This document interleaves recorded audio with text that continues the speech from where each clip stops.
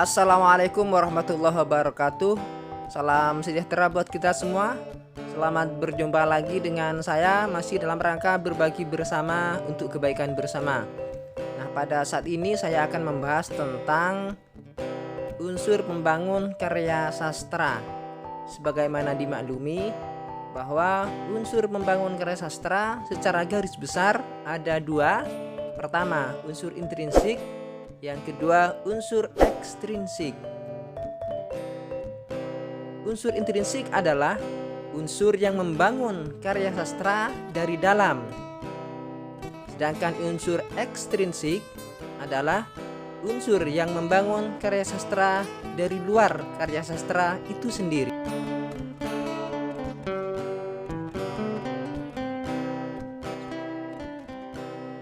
Berikut adalah unsur intrinsik karya sastra.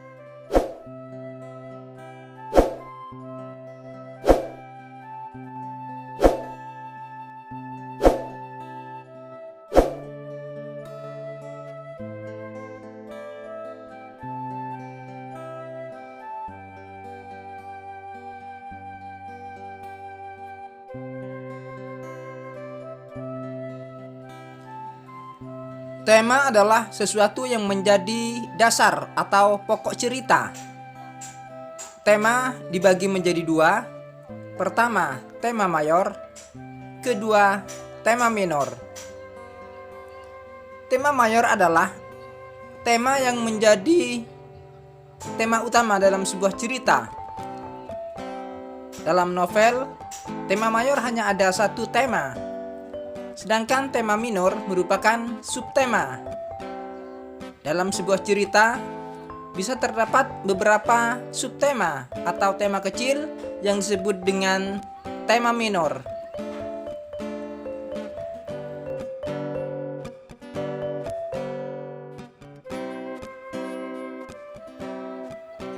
Unsur intrinsik karya sastra yang kedua adalah plot atau alur.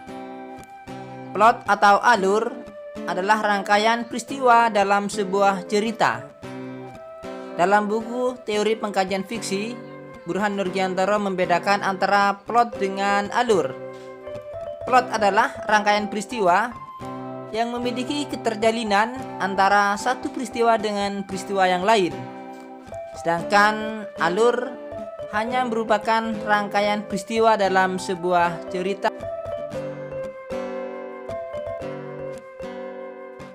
Tasrif membedakan plot ke dalam 5 bagian. Pertama, tahap situation atau tahap penyituasian. Tahap yang pertama ini merupakan tahap pelukisan dan pengenalan situasi latar dan tokoh-tokoh dalam cerita. Kedua, tahap generating circumstances, yaitu tahap pemunculan konflik. Pada tahap ini, masalah-masalah dan peristiwa-peristiwa yang menyulut terjadinya konflik mulai dimunculkan. Ketiga, tahap rising action, yaitu tahap peningkatan konflik yang telah terjadi sebelumnya. Konflik yang telah dimunculkan pada tahap sebelumnya semakin berkembang dan dikembangkan kadar intensitasnya. Keempat, tahap klimaks atau tahap klimak. Pada tahap ini, konflik dan atau pertentangan-pertentangan yang terjadi yang dilakui dan atau ditampilkan kepada para tokoh cerita mencapai titik intensitas puncak. Klimaks sebuah cerita akan dialami oleh tokoh-tokoh utama yang berperan sebagai pelaku dan penderita terjadinya konflik utama.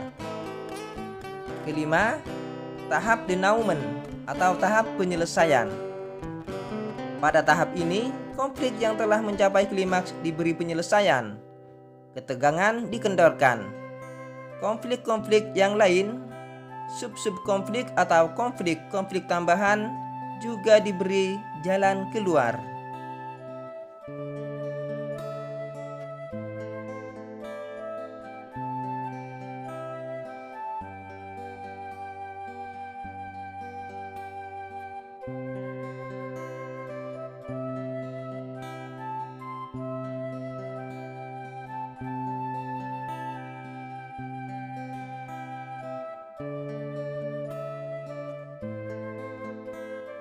Unsur intrinsik yang ketiga ialah tokoh dan penokohan. Tokoh adalah pemeran dalam sebuah cerita, sedangkan penokohan sama dengan karakter, yaitu watak dari masing-masing tokoh yang memerankan sebuah cerita. Burhan Nurgiantoro dalam teori pengkajian fiksi membagi tokoh ke dalam beberapa bagian sebagaimana berikut. Pertama, tokoh utama dan tokoh tambahan. Pembagian ini dilihat dari segi peranan atau tingkat pentingnya seorang tokoh dalam sebuah cerita. Tokoh utama adalah tokoh yang diutamakan penceritaannya. Ia merupakan tokoh yang paling banyak diceritakan, baik sebagai pelaku maupun sebagai objek kejadian. Sedangkan tokoh tambahan yaitu tokoh yang lebih jarang muncul daripada tokoh utama. Kedua, tokoh protagonis dan tokoh antagonis. Pembagian ini dilihat dari segi peran tokoh dan dilihat dari fungsi penampilan tokoh. Tokoh protagonis adalah tokoh yang dikagumi oleh pembaca. Ia menyampaikan norma-norma kehidupan dan pesan-pesan moral yang bisa dicontoh oleh pembaca. Sedangkan tokoh antagonis adalah tokoh yang menduduki sebagai pihak oposisi dari tokoh protagonis, atau tokoh antagonis bisa disebut juga tokoh hitam atau tokoh jahat.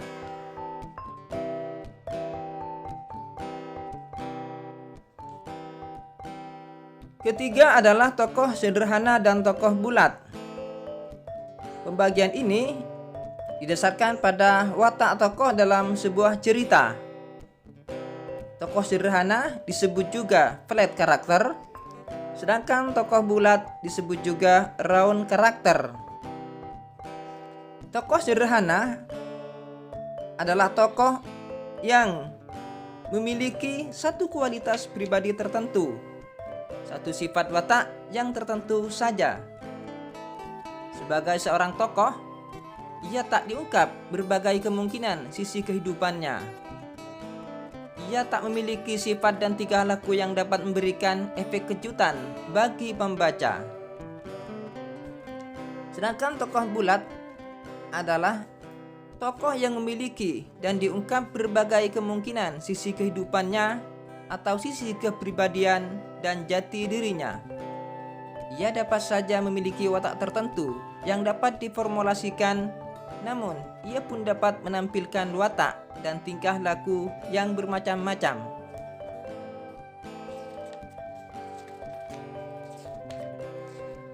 Keempat, tokoh statis dan tokoh berkembang.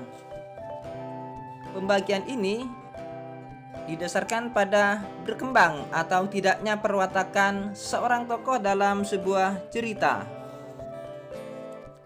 Tokoh statis adalah tokoh cerita yang secara esensial tidak mengalami perubahan dan atau perkembangan perwatakan sebagai akibat adanya peristiwa-peristiwa yang terjadi. Sedangkan tokoh berkembang adalah tokoh cerita yang mengalami perubahan dan perkembangan perwatakan sejalan dengan perkembangan atau plot yang dikisahkan dalam sebuah cerita.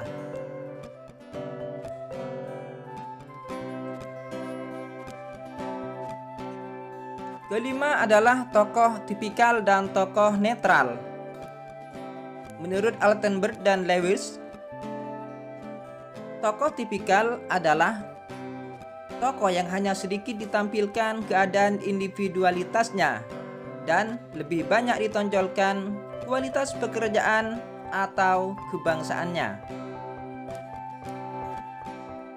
Sedangkan tokoh netral adalah tokoh cerita yang bereksistensi demi cerita itu sendiri. Ia benar-benar merupakan tokoh imajiner yang hanya hidup dan bereksistensi dalam dunia fiksi.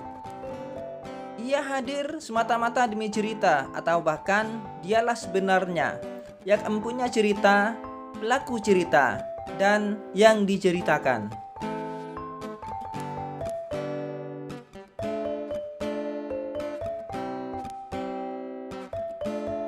Unsur intrinsik yang keempat adalah latar. Burhan Nurgiantoro dalam teori pengkajian fiksi membagi latar menjadi 3 bagian. Pertama, latar tempat. Kedua, latar waktu. Ketiga, latar sosial.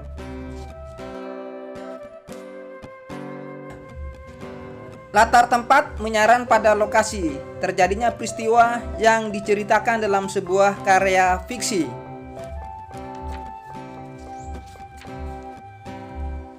Sedangkan latar waktu yaitu latar yang berhubungan dengan masalah kapan terjadinya peristiwa-peristiwa yang diceritakan dalam sebuah karya fiksi. Yang ketiga adalah latar sosial, yaitu menyaran pada hal-hal yang berhubungan dengan perilaku kehidupan sosial masyarakat di suatu tempat yang diceritakan dalam karya fiksi.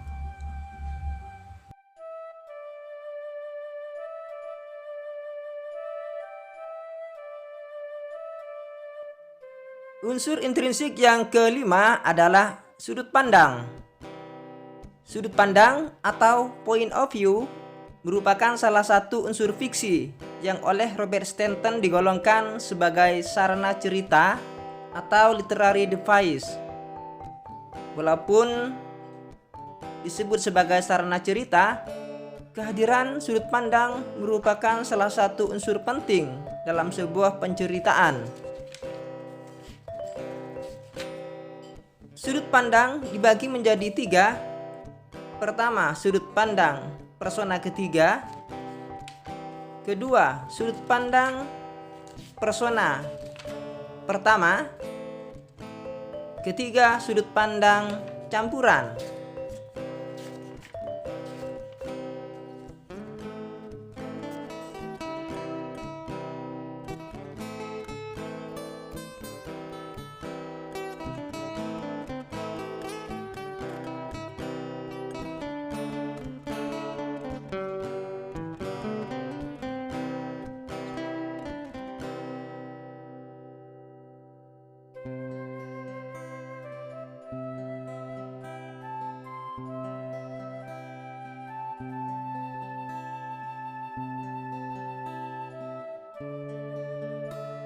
Unsur intrinsik karya sastra yang keenam adalah amanat. Amanat adalah pesan yang ingin disampaikan penulis atau pengarang kepada pembaca. Amanat yang ingin disampaikan penulis kepada pembaca bisa melalui dengan cara tersirat ataupun tersurat.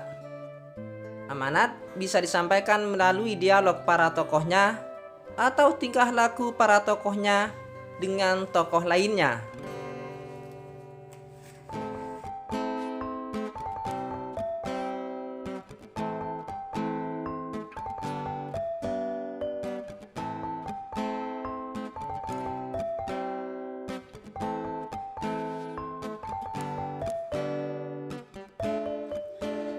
Unsur membangun karya sastra yang kedua adalah unsur ekstrinsik.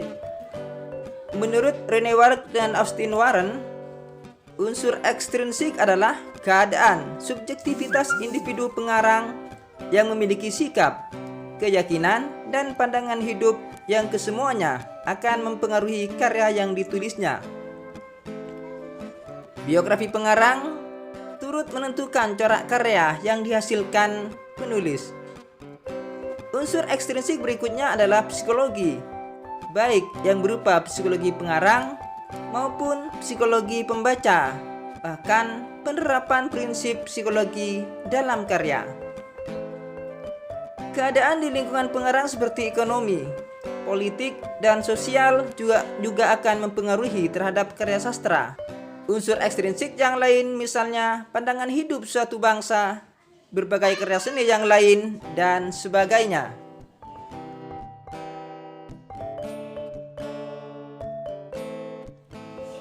Demikianlah materi yang dapat saya sampaikan pada saat ini.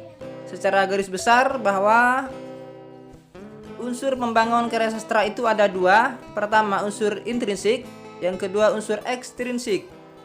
Unsur intrinsik itu ada beberapa macam. Yang pertama tema, tokoh dan penokohan, alur, latar, dan amanat. Sedangkan unsur ekstrinsik adalah biografi pengarang, psikologi pengarang, psikologi pembaca, dan lingkungan sekitar pengarang yang meliputi ekonomi, politik, sosial, budaya, dan sebagainya. Demikian materi pada hari ini, mudah-mudahan bermanfaat. Akhirnya, Assalamualaikum warahmatullahi wabarakatuh.